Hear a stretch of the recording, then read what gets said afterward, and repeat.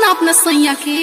का देख ए सखी जहिया से चढ़ल नवारा तर रे पिया सुख के हो गईले पातर रे सखी जहिया से चढ़ल नवारा तर रे पिया सुख के हो गईले पातर रे जय जय जय मैया जय जय जय मां जय जय जय मैया जय जय जय मां डीजे उमेश सुखीपुर बाजार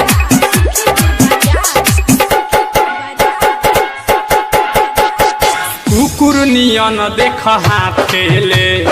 बोलला तो हमारा के डांटेले जय मां जय ए सखी सुनता रही जय मां जय जय मां कुकुर नियन देख हाथेले बोलला तो हमारे के डांटेले 24 घंटा माई के नामवा लेके उठाला बाटेले बड़ी निमन माई के विचार बा यही से त पूजत बिहार बा या महाने न बात कइले माथा बाटे झाड़ रे अगर हमरा सैया के कुछ हो जाई ते ही जब माथा पटक के हम जान दे दे में सखी जहिया से चढ़ल नवारा तर रे पिया सुख के हो गईले पातर रे सखी जहिया से चढ़ल नवारा तर रे पिया सुख के हो गईले पातर रे जय मां जय जय मां जय मां जय जय मां जय मां जय मां